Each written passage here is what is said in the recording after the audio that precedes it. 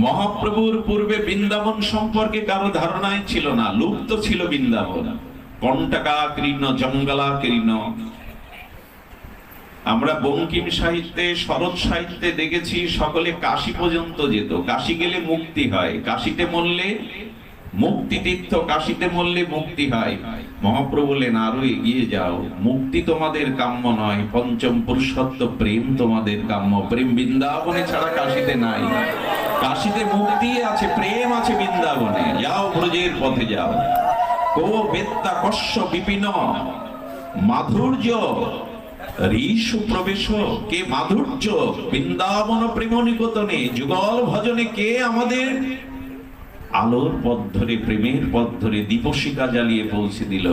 একমাত্র শ্রীকৃষ্ণ চৈতন্য। কো বা জানাতি রাধাং, সেই প্রেমের পরাকাষ্ঠা মহাভাবময়ী, মহাভাবেশ্বরী, মহালাদিনী অধীশ্বরী, যিনি অখণ্ড পরতত্ত্ব জগৎগুরু ভগবান শ্রীকৃষ্ণের প্রেমের গুরু। নিজে মুখে ভগবান বলেছেন রাধা মোর প্রেম গুরু, আমি তার শিষ্য মাত্র। এই জগতে আমার থেকে গুণী কেউ নেই, একমাত্র রাধার মধ্যে আমার থেকে গুণ আছে। আমার তত্ত্ব আমিও জানি না, কিন্তু রাধা আমার থেকে বহুবিধ তত্ত্বের দ্বারা আমাকে প্রেমে বশীভূত করেছে। এই রাধা তত্ত্ব জগতে কে জানালো? না, ভগবান শঙ্কর জানাননি, ব্রহ্মা জানাননি, দেবতারা তো জানেই না রাধা তত্ত্ব। মুনি ঋষি যোগীন্দ্র মুনীন্দ্র জপ তপ সাধনার দ্বারা তারাও রাধা তত্ত্ব জানতো না। স্বয়ং রাধা ভাবোদ্যুতি সুবলিত তনু এসে সেই ব্রজের কৃষ্ণ রাধা ভাব নিয়ে এসে জানালেন আমাদের একমাত্র প্রেমের উপাসনা, প্রেমের স্বরূপ, প্রেমের অধীশ্বরী, বৃন্দাবনের রাসেশ্বরী একমাত্র রাধাই হলো গৌড়ীয় বৈষ্ণবের বর্ষ। কো বা জানতি রাধাং, কে বা জানাতো রাধা রানীকে? যদি চৈতন্য না আসতেন, যদি মহাপ্রভু না আসতেন, কে জানাতো? আমরা রাধা তত্ত্ব জানতে পারতাম না। রাধা তত্ত্ব ইতিপূর্বে যোগী ঋষি মুনি কোন শাস্ত্র সংবাদ দেয়নি, ব্রহ্মা দেয়নি, শিব দেয়নি, দেবতাদের কথা যোগী ঋষিরাও জানে না। কো বা জানতি রাধাং, কে জানালো? এক চৈতন্য চন্দ্র। আর রাধারানীকে পরম রস চমৎকার মাধুর্য সীমা, রাধারানীকে বিশেষণটা দিয়েছেন প্রবোধানন্দ সরস্বতী পাদ, পরম রস চমৎকার মাধুর্য সীমা। রস কাকে বলে? রস জগতে দুটি, একটি হলো প্রাকৃত পার্থিব রস আর অপার্থিব অপ্রাকৃত রস।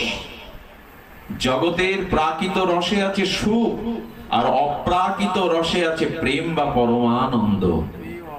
এই জন্য জগতের জীব যতদিন এই প্রাকৃত শব্দ স্পর্শ রূপ রস গন্ধ প্রপঞ্চময় রস পেতে থাকবে, ততদিন সে সুখ পাবে, শান্তি পাবে না।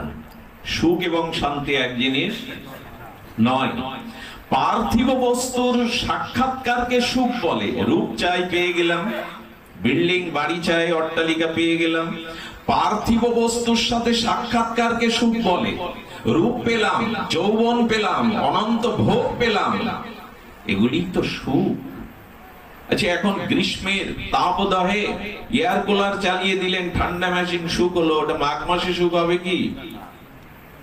যে রূপের নেশায় মেতে উঠলাম, স্ত্রীর প্রতি আসক্তিতে মোহিত হলাম, দুদিন পর সেই স্ত্রীর বাস্তব চরিত্র দেখে আমি দুঃখ বিষণ্ণ বেদনায় আত্মহত্যা করলাম। আজকে যে বস্তু সুখ দিচ্ছে প্রাকৃত জগতে আগামী দিন সেই তোমাকে দুঃখ দেবে, কারণ এটা অনিত্যম, এটা অসুখম, এটা অসুখের দ্বারা তৈরি, অনিত্য দ্বারা তৈরি। তাই জগতে কেউ সুখ খুঁজতে যেও না, ভুল করবে, শান্তির অন্বেষণ করো। কোথায় সে শান্তি? কোথায় শান্তি? এই সংবাদ প্রায়শ আমরা জানি না। আমরা সুখের অনুসন্ধানে ব্যস্ত। ভালো শয্যা পেলে, ভালো ভোগের দ্রব্য পেলে, জাগতিক বস্তুর সাক্ষাৎকার পেলে, কিন্তু সুখ হলো আপেক্ষিক। আজ যেটা শীতকালে আমার জন্য বাতাসটা দুঃখকর, আর গ্রীষ্মের দাবদাহে সেই বাতাস ঠান্ডাটা আমার জন্য সুখকর, কারণ সুখ হলো আপেক্ষিক, সুখ হলো ক্ষণিক, শান্তি আছে কোথায়? অপার্থিব রসে। কোথায় আছে? জগতের কোন রসে প্রকৃত শান্তি নাই, সুখ আছে। অপার্থিব রস কোনটা? চিন্ময়, লোকত্রিয়, অপার্থিব, এই শব্দগুলো সব চিন্ময়। এই বাবা মালা নিয়ে কাড়াকাড়ি করেন না, এদিকে লক্ষ্য করুন। অপার্থিব অপ্রাকৃত চিন্ময় বস্তুতেই আছে রস। রস কাকে বলে? রস হলো ভাবনা ব্যতীত, ভাবনা ব্যতীত সররাসং অনন্ত সুখং রস। ভাবনার পথ অতিক্রম করে, ভাবনার পথ মানে অনন্ত জন্মের যে সংস্কার আমার চিত্তে রয়েছে, পূর্ব পূর্ব জন্মের সংস্কার আমার যে রয়েছে, এই সংস্কার আমার স্বভাব তৈরি করে। আর এই স্বভাব সংস্কারের পথ অতিক্রম করলে কেবল সদ্গুরুর কৃপায় শান্তির রাস্তাটা পাওয়া যায়, রসের রাস্তাটা পাওয়া যায়। অনন্ত জন্মের কামনা বাসনার যে কুসংস্কার আমার ভিতরে রয়েছে, এই কুসংস্কারের ভাবনার পথ অতিক্রম করলেই কেবল রসের সন্ধান পাওয়া যায়। আমরা ওটা পারি না। প্রায়শ আমাদের সংস্কারের বাইরে আমরা যেতে পারি না। অনন্ত জন্মের সংস্কার, এক জন্মের সংস্কার না। সংস্কারটা তৈরি হয় কিভাবে? পূর্ব জন্মের কর্ম অনুযায়ী স্বভাবটা তৈরি হয়। সংস্কারটা কিভাবে? দুধ জাল দেন, জ্বলন্ত উনানের উপরে পাত্রে দুধ জাল দেন, দুধটা কি হয়? সার হতে থাকে, বাষ্পটা উড়ে গিয়ে সার হতে হতে সর পড়ে। সরটা আরো কিছুক্ষণ অগ্নিতে রাখলে দেখবেন ছোট ছোট হস্তরেখার মতো দাগ পড়ে। পড়ে কিনা দুধের উপরে? আপনি যে কর্ম করেছেন তার একটা রেখা আপনার চিত্তে পড়ে গেছে, ওইটাই আপনার সংস্কার।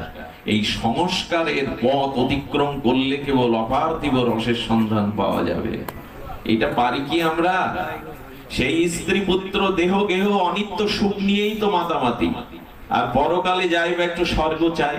এই তো, এই পথ অতিক্রম না করলে অপার্থিব রসের পথের সন্ধান পাওয়া যাবে না। এই জন্য শাস্ত্র বলছে ভাবনার পথ অতিক্রম করে এক অপার্থিব অনন্ত শান্তির নাম হলো রস। আস্বাদিত বস্তু যা তোমাকে শান্তি দেবে, সেই শান্তির শুরুটা হয় আত্মতত্ত্বে, দেহতত্ত্বে, সংসার তত্ত্বে রস পাওয়া। জগতের রসের নাম কাম রস। এই রস মানুষকে অভিশাপ এনে দেয়, ধ্বংস এনে দেয়, পতন এনে দেয়। আর অপার্থিব রসের নাম প্রেমের রস, সেটা মানুষকে উন্নত, উজ্জ্বল করে, প্রেমসিক্ত করে। এই জন্য রাধারানীকে, রাধারানী হলো অপার্থিব চিন্ময়, লোকত্রিয়, পরম রস, সার, চমৎকার, মাধুর্য সীমা। কি বিশেষণ মহাজনের!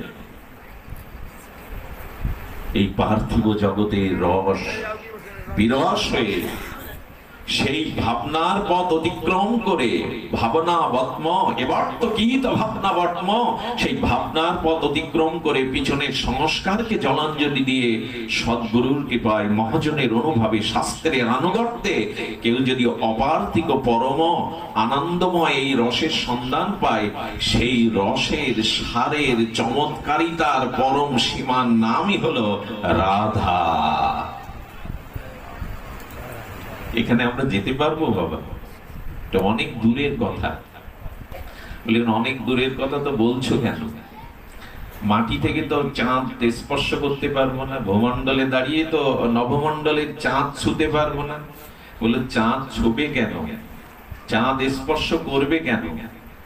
সেটা আকাশ কুসুম কল্পনা হয়ে যাবে। তবে কোনোদিন যদি চাঁদ আকাশ থেকে নেমে তোমার হাতে ধরা দেয়, তখন নিতে বাধা কোথায়?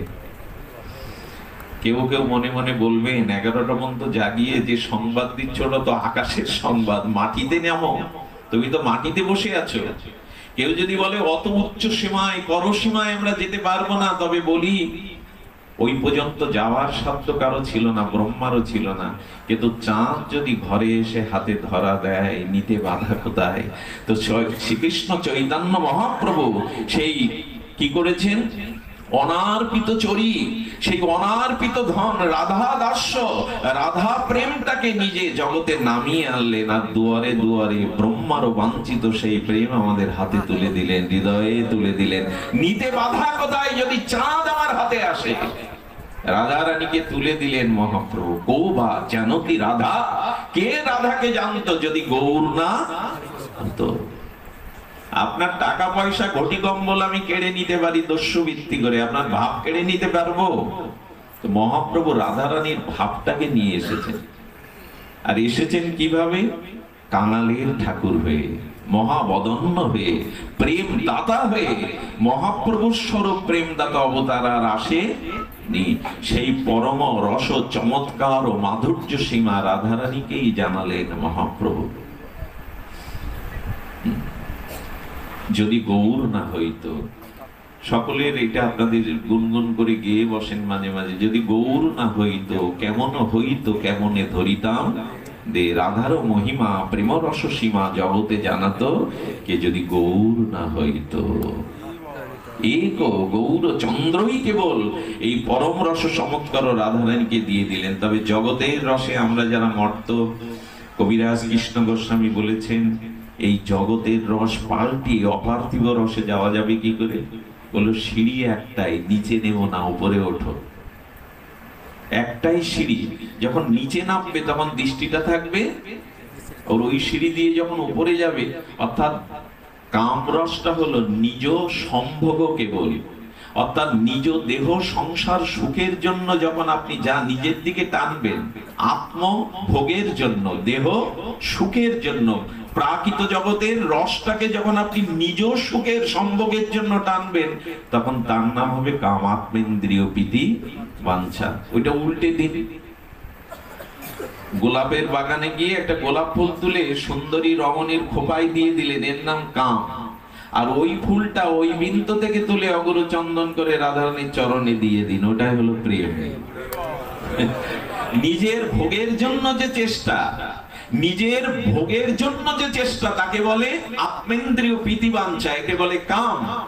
আর কৃষ্ণেন্দ্রিয় বা অপরের সুখের জন্য নিবেদিত হওয়ার নামই হলো প্রেম। লোহা আর সোনার মধ্যে যেমন পার্থক্য, জগতের কাম রস হলো লোহা আর প্রেম রসটা হলো সুবর্ণ হেম।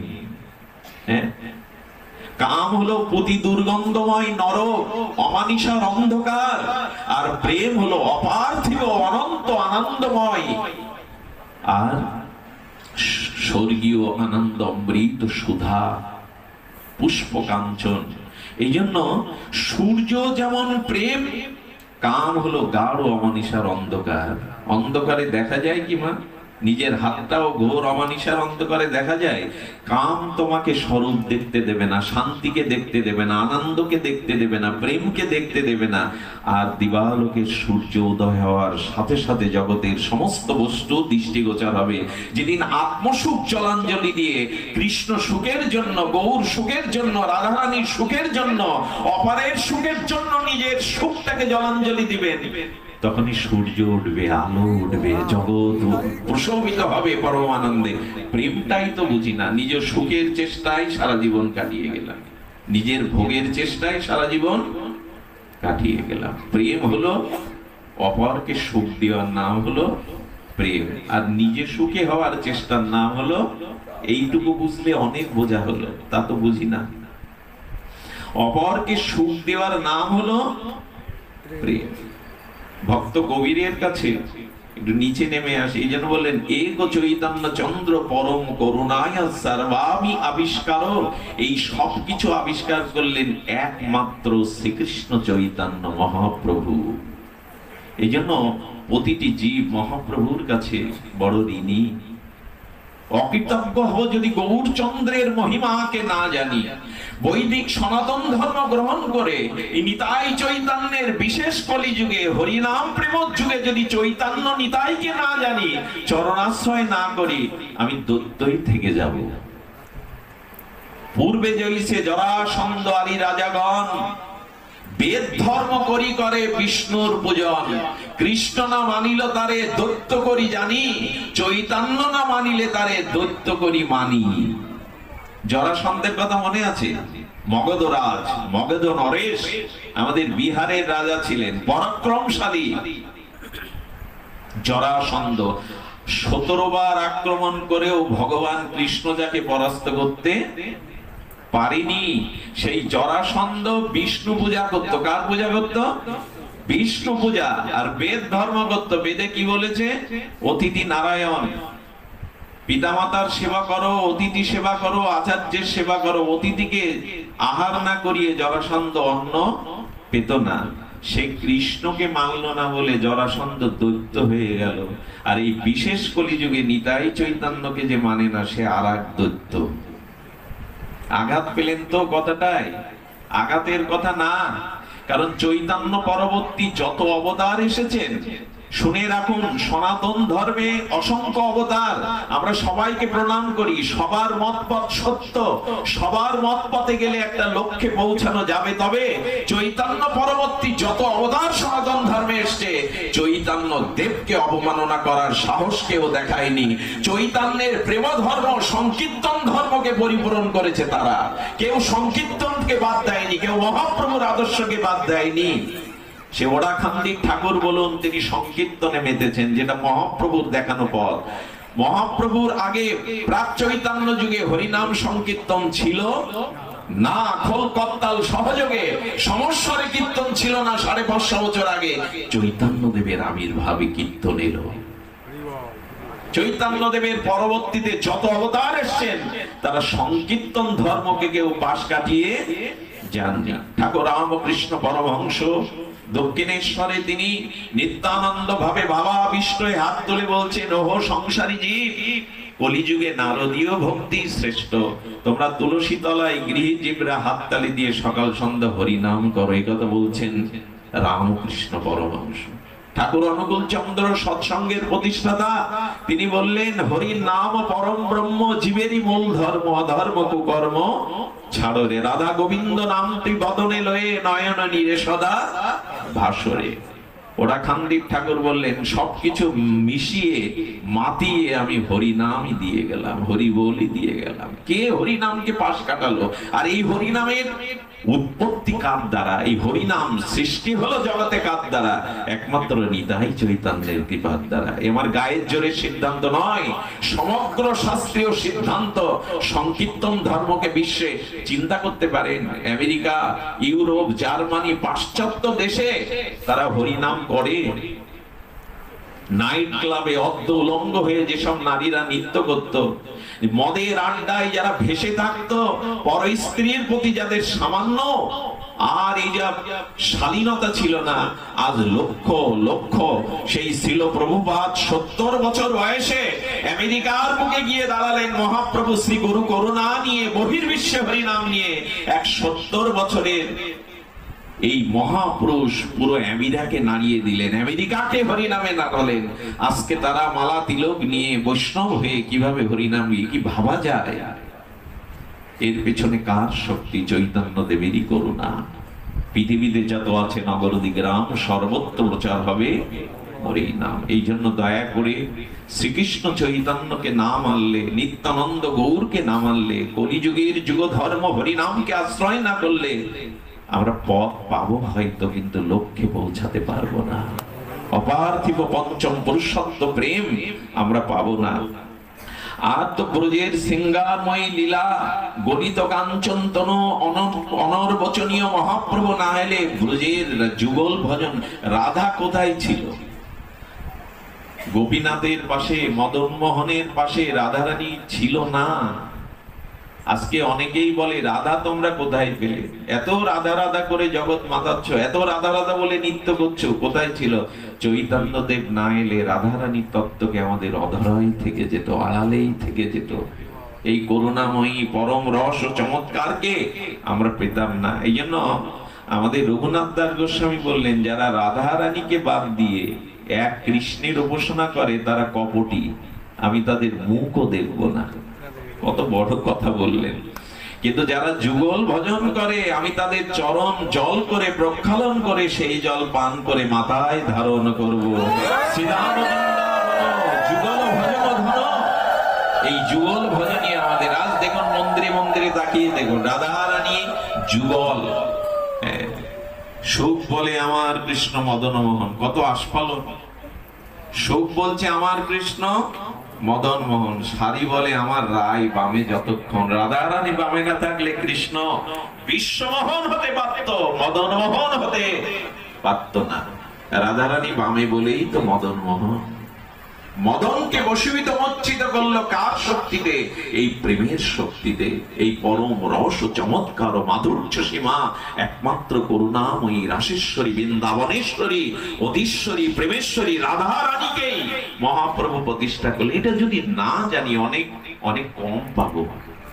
দান ধ্যান যার যোগ্য পুণ্য কর্ম করলে পাওয়া যাবে, তবে যুগল উপাসনা ব্যতীত, মহাপ্রভুর প্রেম ধর্ম ব্যতীত জগতে পাবে খুব অল্প।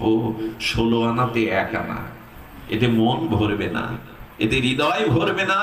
এই জন্য নিতাই চৈতন্যের চরণ আশ্রয় করতে হবে। সুখ নয়, শান্তির অনুসন্ধানে যাব আমরা। কোথায় সেটি? ভক্ত কবিরের কাছে এক যুবক গিয়ে বলছেন, আমি সংসারী হতে চাই, কিন্তু সংসারে তো দুঃখ আর দুঃখ, জ্বালা আর জ্বালা, ব্যাধি যন্ত্রণা। আমাকে বলুন সংসারে সুখ কি করে পাওয়া যাবে? ভক্ত কবির বললেন, আমি শব্দ দিয়ে বললে তুমি অনুভব করবে না। দূর গ্রামে যাও, ওখানে একজন গারস্থ সাধু আছে, মানে গারস্থে থেকেও যিনি পরম সাধু, তার কাছে যাও। যদি তার কাছে যাও তাহলে প্র্যাকটিক্যালি জানতে পারবে, অনুভূতি জানতে পারবে। উনি উপদেশ দেবেন না, কিন্তু অনুভূতি জাগিয়ে দেবেন তোমার, যে সংসারে কিভাবে শান্তি পাওয়া যায়। দরকার কি এটা জানা আমাদের? অনেকেই ঘুমাচ্ছেন, ঘুমানোরও কারণ আছে। এই গরমে কতক্ষণ কষ্ট করে বসে আছেন, একটু জেগে থাকুন, কারণ সামনে একটা ঘুম আসছে, যে ঘুম আর ভাঙবে। সোতে সোতে কিয়া করো ভাই, ওটো জাগো ভজ মোরা, এই সাদি নায়িকা লম্বা পা নাহি পাসার। একদিন এমন ঘুম আসছে, সেই ঘুম আর কেউ ডেকে ডেকে ভাঙাতে, লম্বা পাটা আবার ভাঁজ করেও শুতে পারবে না। আজ কেন ঘুমাচ্ছ? আজ জেগে জেগে রাধা মাধবের গুণকীর্তন শ্রবণ করো। ঘুম তো আসছে, আজ ঘুমটাকে আসতে দিও না। তবে আমার এটা অন্যায় হচ্ছে, কারণ এখন ঘুমাবারই সময়, বিশ্রামেরই সময়। তো আসলে ভগবানের ভজন বা হরিকথা শুনতে হয় কি করে? স্বামী রামকৃষ্ণ একটা কথা মনে পড়লো। একটা নষ্ট কুলোটা মহিলা তার একটা পরপুরুষের আকর্ষণে জঙ্গল দিয়ে দৌড়াচ্ছে। পরপুরুষের আকর্ষণে এক কুলোটা মহিলা দৌড়াচ্ছে। ওইখানে বসে বসে একজন সাধক ধ্যান করছিলেন। এত দৌড়াচ্ছে, কে বসে আছে কে ধ্যান করছে, পরপুরুষের আসক্ত ওই কুলোটা রমণী বুঝতে পারেনি। সাধুর গায়ে পা লেগে গেল। সাধুও দৌড়াচ্ছে, এই রাখো রাখো রাখো পাপী অসি। হ্যাঁ, আমি যে এখানে বসে ধ্যান করছি পরম পুরুষের, তুমি আমার গায়ে পা দিয়েই চলে যাচ্ছ। পাপী অসি, আমি অভিশাপ দেবো। অভিশাপ দেওয়ার আগে একটা প্রশ্নের উত্তর দিন। অভিশাপ আপনি আমাকে দিন, অন্যায় হয়েছে, কিন্তু একটা উত্তর দিন তো। আপনি কার ধ্যান করছিলেন? পরম পুরুষের।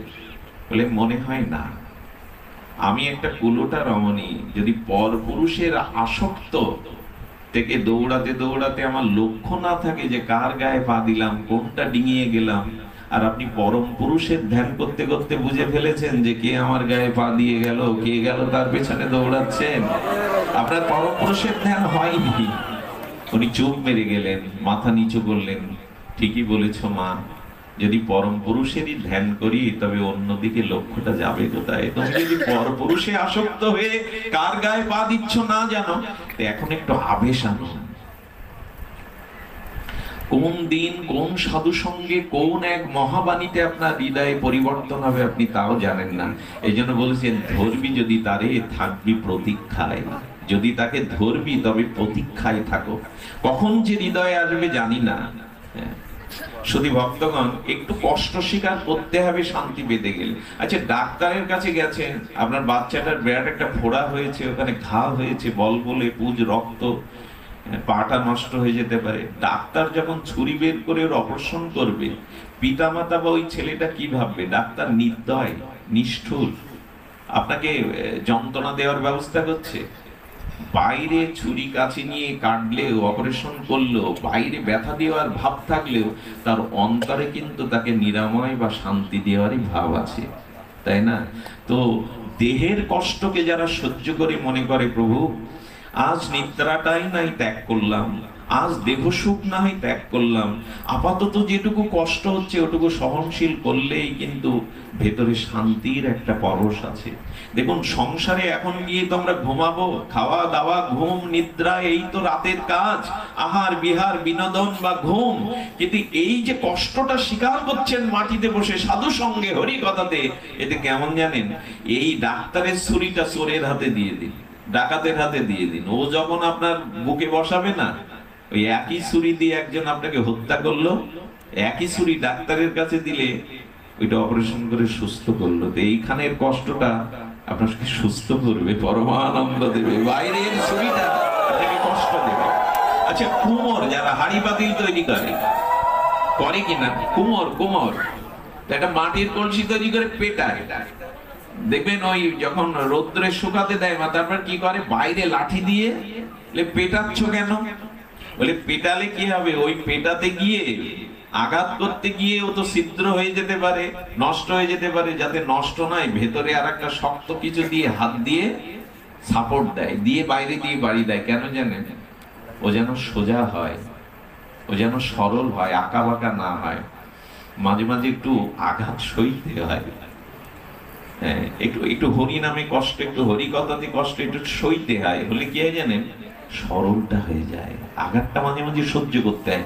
কম আঘাত দিলে স্বর্ণকার একটা সোনার অলংকার তৈরি করতে পারে, কত ভাবে আঘাত দিয়ে দিয়ে একটা মূর্তি বানাতে গেলে পাথরের, কতটা আঘাত দিলে একটা পাথর মূর্তি হয়, কতটা আঘাত দিতে দিতে সংসারে আঘাতটা চাই। হ্যাঁ, আচ্ছা শাস্ত্রে বলছে সংসারী লোকের কাছে গেছে, তাকে জানতে অনুভূতি, প্রথমে বলেছেন ধৈর্য ধরতে পারবে তো, সংসারে যে প্রবেশ করছে ধৈর্য ধরতে পারবে তো। কবির বলছেন ধৈর্য ধরতে পারবে, কিরকম ধৈর্য, বলে আপনাদের মনে আছে শিশুপাল কৃষ্ণকে প্রতিদিন কটা করে গালি দিত, একটু কথা বলুন, ৯৯টা। আমরা যেমন ১০৮টা মালায় জপ করি, আর শিশুপাল সকালে উঠেই ৯৯ মালা জপ করতো, ৯৯টা গালি কৃষ্ণকে দিত। ও যখন জন্মায় তখন ওর মা জানলেন ভগবান কৃষ্ণের হাতেই শিশুপালের মৃত্যু হবে। মা তো জননী তো গর্ভধারিণী তো কৃষ্ণের চরণে গিয়ে বলল, হে কেশব, হে জনার্দন, আমার পুত্রের মৃত্যু তোমার হাতে, তুমি করুণা করো, দয়া করো। বলেন মা, আমার কাছে কেউ শরণাগত হলে আমি তাকে ফেরাতে পারি না, যাও আমি ৯৯টা গালি, ৯৯টা অপমান, ৯৯টা আঘাত সহ্য করবো, একসাথে চলে গেলে আর সহ্য করবো না। এটাও কিছুটা কৃপা। শেখালেন শিশুপালকে, তুই ৯৯টা পর্যন্ত গালি দিবি, একসাথে যেন পৌঁছাস না। অনেক বছর এরকম দিতে ৯৯টা খেয়াল রাখে, আমরা যেন জপমালায় খেয়াল রাখি। কৃষ্ণ সহ্য করে যায়, কত দিন কত বছর ৯৯টা গালি দিয়েছে। যেদিন ১০০ ছাড়িয়ে গেল না, সেদিন সুদর্শন চক্র দিয়ে শিশুপালকে হত্যা করলো। কবির কি বললেন জানেন, ভক্ত কবির, তুমি কৃষ্ণ চরণাশ্রিত ভক্ত, তোমার প্রভু যদি, তোমার ইষ্ট যদি ৯৯টা গালি প্রতিদিন হজম করে, যারা তোমায় কড়া কথা বলে, সংসারে গালি দেয়, তুমি অন্তত ১০টা ২০টা সহ্য করতে পারবে না, তো তুমি কিসের কৃষ্ণ ভক্ত? তোমার প্রভু যদি ৯৯টা সহ্য করে, সংসারে ধৈর্য ক্ষমতা চায়। তিনি ৯৯টা সহ্য করেছেন স্বয়ং ভগবান, তুমি তার আশ্রিত, অন্তত ১০-১৫টা সহ্য করো, আছে তো ধৈর্য। তো কবির পাঠালেন, আমি বাক্য দ্বারা তোমাকে বলবো না, সংসার যদি করতে হয়, আমরা তো সংসারই এই জন্য একটু নিচে নেমে আসি, তারপরে আবার যদি উপরে ওঠা যায়। তো নিচে নামাটা হলো, নিচে নয়, গারস্থ আশ্রমের ন্যায় কোনো আশ্রম নাই। সাধু সন্ন্যাসী অবতার মহাপুরুষ এই গারস্থ থেকেই তো এসেছে, পিতামাতার কোল আলো করে, আকাশ থেকে পড়েনি তারা। এই জন্য গারস্থ আশ্রমের শান্তির অনুসন্ধানে ভক্ত কবির পাঠালেন এক গারস্থ সাধুর কাছে। এই যুবক যখন গেল, তখন বেলা দ্বীপ্রহর, চারিদিকে সূর্যের প্রখর আলো। যখন পৌঁছালো, বললেন সংসার গারস্থ ধর্ম কিভাবে শান্তি পাওয়া যায়, আপনার কাছে পাঠালেন ভক্ত কবির, আপনি আমাকে সেই উপদেশ দিন। উনি কি করলেন জানেন, উনি সঙ্গে সঙ্গে ওনার ঘরের ভিতরে সহধর্মিনীকে বলছেন, একটা হেরিকেন জ্বালিয়ে আনতো, আলো জ্বালিয়ে আনো। একে তো বেলা দ্বীপ্রহর গরম, তারপরে বলছেন হেরিকেন জ্বালিয়ে আনো। স্ত্রী কোনো কথার উত্তর না দিয়ে সঙ্গে সঙ্গে আলো জেলে বাইরে আনলো। যিনি উপদেশ নিতে এসেছিলেন সংসার করব কি করে, বলে এ তো উন্মাদের জায়গায় পাঠালেন ভক্ত কবি। একে তো বেলা দ্বীপ্রহর, চারিদিকে আলো, এর মধ্যে হারিকেন জ্বালাতে বললো, আর উনি বিনা বাক্যে বিনা বিচারে জ্বালিয়ে, সব পাগলের বেলা। এখানে আর কি জিজ্ঞাসা করবে, যখন উঠে যাচ্ছে বললে দাঁড়াও, কি জানতে এসেছিলে না? তো বলে জানা হয়ে গেছে প্রভু, যা জানতে এসেছিলাম কিছুটা জেনেছি, মনে মনে বলে আর জানতে গেলে বিপদ আছে, যে পাগলদের মধ্যে এসেছি। বললেন আর একটু বসো না, তোমার উত্তরটা এখনো শেষ হয়নি। স্ত্রীকে বলছে 2 গ্লাস দুগ্ধ আনো তো। উনি সঙ্গে সঙ্গে আনলেন, দুইজনের হাতে দিলেন, বলে অন্তত দুধটা পেয়ে যাই দুপুরে। সেই সাধু পুরুষ করেছে কি, দুধটা ঢোকে ঢোকে আর আস্বাদিত করে পান করে নিলাম। যেই এই যুবক গালে দিয়েছে, পুরো লবণে ভরা, থু থু করে পুরো গ্লাসই ফেলে দিয়েছে। বললেন বুঝতে পেরেছি এবার, পাগলা গারদেই এদের জায়গা। দিনের বেলা হেরিকেনে আলো জ্বালতে বলে, স্ত্রী বিনা বাক্যে নিয়ে আসে, যাই একটু দুধ দিল, উনি ঢক ঢক করে খেয়েই নিলেন। এদিন লবণ মেশানো গালে দেওয়াই যায় না, ফেলে দিলেন। ছেলেটি যখন চলে যাবে তখন বলেছিলেন, যে তোমাকে পাঠিয়েছে না, সে বাক্য দিয়ে বোঝাতে বলেনি, অনুভূতি দিয়ে বোঝাতে বলেছে। জেনে নাও ছোকরা, গারস্থ সংসারে যদি শান্তি পেতে চাও, তাহলে প্রথম যে আলো জ্বালানো হয়েছিল, শোনো, দিনের বেলা আমার স্ত্রীও জানে যে এখন আলো জ্বালাবার সময় নয়, এটা কোনো প্রয়োজনই নাই, কিন্তু তাদের সংসারে শান্তি বিরাজ করে যাদের স্ত্রী স্বামীর প্রতিটা বাক্য বিনা বিচারে এভাবে সম্মান করে পালন করে। বিচার করেনি সে। সহধর্মিনী মানে কি শোনেন, পৃথিবীতে সনাতন ধর্ম বাদে আর যত বিবাহ ব্যবস্থা আছে, এরকম বিবাহ নাই। এখানে দেব দ্বিজ অগ্নিকে সাক্ষী করতে হয়, জন্ম জন্মান্তরের সাথী হতে হয়। এই জন্য সনাতন ধর্মে স্ত্রীকে বলে ধর্মপত্নী। কি বলে? পৃথিবীর কোন বিবাহ ব্যবস্থায় কোন জাতির মধ্যে ধর্ম শব্দটা যুক্ত নাই। ধর্ম কাকে বলে? প্রকৃত সাধ্বী রমণী স্বামীর বাক্যকেই মূল্যায়ন করেন বিনা বিচারে। সহধর্মিনী মানে কি, স্বামীর ধর্মের সাথে তিনি নিজেকে, আর সংসারে অশান্তির মূল কারণই সহধর্মিনী মানে কি, স্বামীর সাথে সমভাবে যিনি ধর্মকে পালন করবেন। আসতে হয় একদম দক্ষিণ দিকে, একজন উত্তর দিকে। এই তো উনি বললেন পাগলা গারদ ভেবেছিলাম, এ তো তা না। দ্বিতীয় প্রশ্নটার উত্তরের জন্য উন্মুখ হয়ে গেলেন। জানার প্রয়োজন আছে, লবণের তত্ত্বটা বলুন। বললেন আমি দিবাবেলায় তাকে আলো জেলে, হেরিকেন জেলে আনতে বলেছি, দিবাবেলাতেই, দ্বীপ্রহরে, কঠোর রৌদ্রে, বিনা বাক্যে সে আমার পালন করেছে। আর ও কি শিক্ষা দিল জানো? যদি লবণ মেশানো দুধ ও ভুল করে বা ইচ্ছা করেই দেই, তবে তার দেওয়া বস্তুটা, আগের আদেশটা সে যেমন সহধর্মীর রূপে মেনেছে, তেমন তার দেওয়া দুঃখ ব্যথা সিদ্ধান্তটাও হাসি মুখে নিজে বরণ করতে হবে, প্রতিবাদ করা যাবে না। কত বড় মহিমা! যে সংসারে নারীর কোনো সম্মান নেই, গোপনে নারীর চোখ দিয়ে বিরহ অশ্রু পড়ে, অত্যাচারিত হয়, সেটি সংসার নয়, আশ্রম নয়, সেটা অভিশপ্ত জায়গা। আজ এটাই তো ভুলে বড় বড় উপদেশ শুনে কি হবে? স্ত্রীর প্রতি পুরুষের সম্মান বোধ থাকতে হবে, সহধর্মিণীত্ব ভাব থাকতে হবে।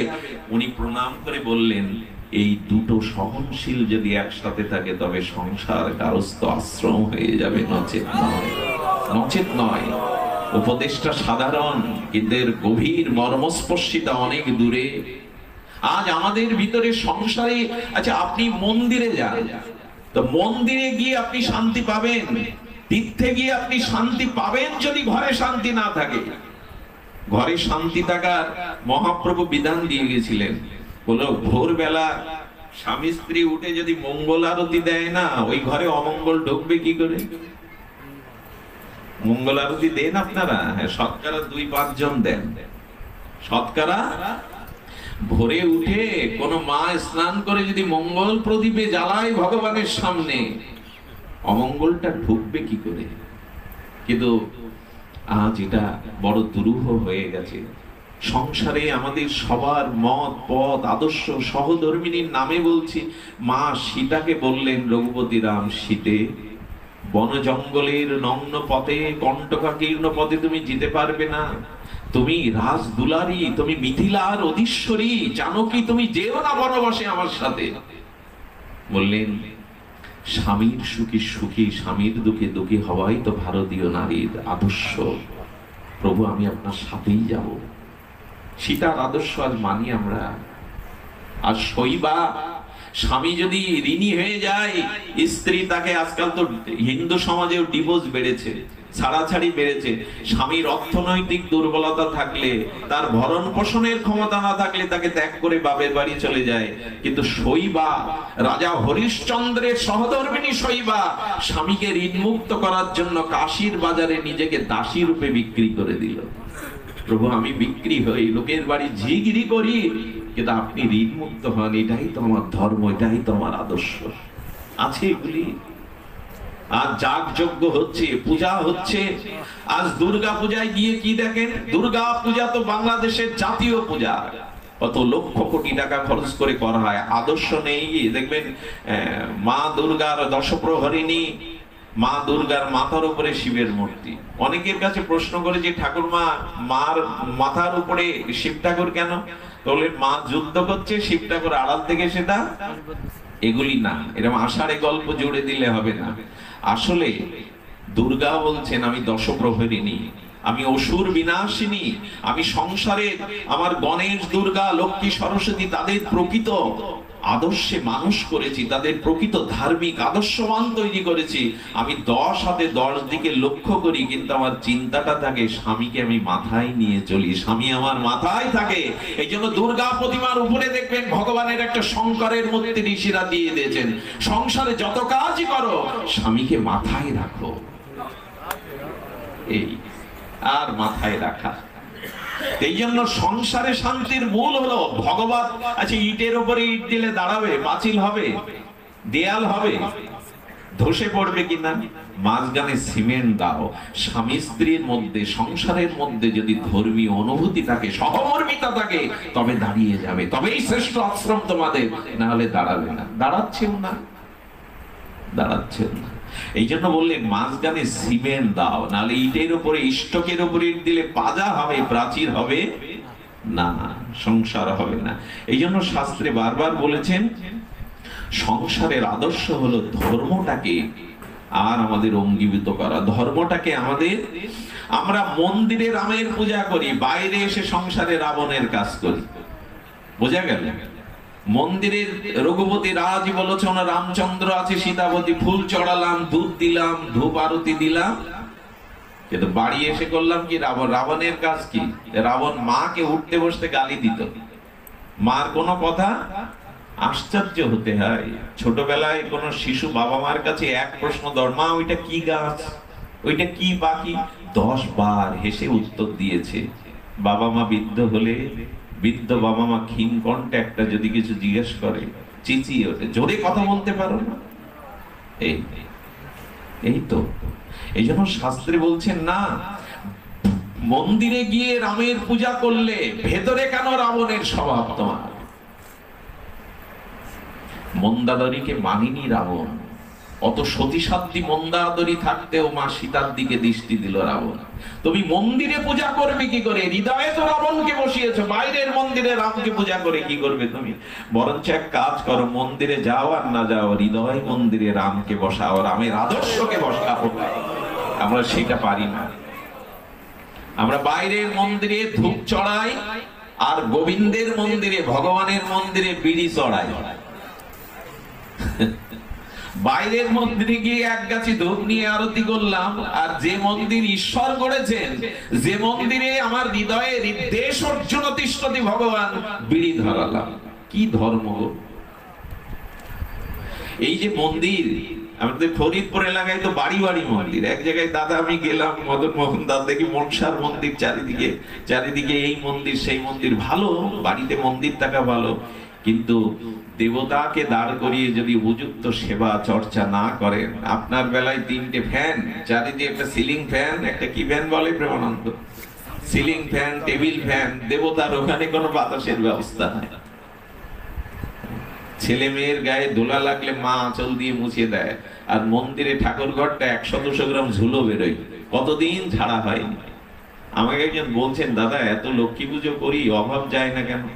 চলো তো তোমার লক্ষ্মী দেবীকে দেখি। গিয়ে কি করেছে জানেন? সেই লক্ষ্মী দেবীর পটে সিঁদুর দিতে দিতে 1 ইঞ্চি পুরো করে চোখ মুখ ঢেকে দিয়েছে। আমি বললাম, যার চোখ ঢেকে দিয়েছো সে তোমার মঙ্গল দেখবে কি করে? দেখবেন ওই পটে সিঁদুর দিতে দিতে মায়েরা 1 ইঞ্চি পুরো করেছে, যার চোখই ঢেকে দিলে সে তোমার সংসারের মঙ্গল কি দেখবে? বৈষ্ণবরা বলছেন, দুপুরে যদি গোবিন্দ চরণে তুলসী পাতা দেন, সন্ধ্যায় তুলে নিয়ে নির্মল বস্ত্র দিয়ে ওটা মুছে দিতে হবে। এরে বলে শ্রদ্ধায় সেবা। হ্যাঁ, সিঁদুর দিতে দিতে একেবারে পুরো করে ফেলেছি। মন্দিরের আরেকটা জিনিস আপনাদের দিকে বলে যায়, দুর্গা পূজায় মায়ের পূজায় কোন পুরুষ যেন মায়ের সিঁথিতে সিঁদুর না দেয়। সনাতন ধর্মে নিয়ম আছে, সিঁথিতে সিঁদুর দেওয়ার অধিকার কার? একমাত্র স্বামীর। আর মায়েদের জীবনে যেন এই অভিশাপ না আসে, মায়েদের আগে স্বামী চলে গেলে ওই সিঁদুরটা তার চরণ দিয়ে মোছানো হয়। অধিকার দেওয়ার তার, মুছে দেওয়ার অধিকার তার। কোন পুরুষ ছেলে যখন দুর্গাপূজায় আড়ঙের দিনে সিঁদুর পরানোর জন্য টেবিলে উঠে দেয়, এটা কত বড় অভিশাপ তাদের বোঝাতে পারেননি। সিঁথিতে সিঁদুর দেওয়ার অধিকার একমাত্র মায়ের, মানে স্বামীর। মায়ের সিঁথিতে সিঁদুর দেবে কে? কোন পুরুষের এই অধিকারটা ওইখানে মায়ের সিঁথিতে নেই। কিন্তু এইগুলোই তো করা হয়, আড়ঙের নাম করে একটা পুরুষ তুলে দেওয়া হয়, দাও আমার সিঁদুর প্রসাদী করে দাও। এইগুলো আমাদের সনাতন ধর্মে অনেক কিছু প্রবেশ করে গেছে, যেগুলোতে একমাত্র মহাপ্রভুর প্রেম ধর্মে, হরিনাম ধর্মে, বিশুদ্ধ ভগবত ধর্মে অধিষ্ঠিত না হলে এগুলি যাবে না। পূজা করতে হবে, কিন্তু বিগ্রহকে শ্রদ্ধার সহিত পূজা করতে হবে। এই জন্য মন্দিরে রামের পূজা, ভেতরে রামের স্বভাব যেন না হয়। পর স্ত্রীর প্রতি দৃষ্টি, পিতামাতার প্রতি অবজ্ঞা, আর ভাই ভাইকে যে লাথি মারে, কি মারে? লাথি কে মারলো? রাবণ কাকে মারলো লাথি?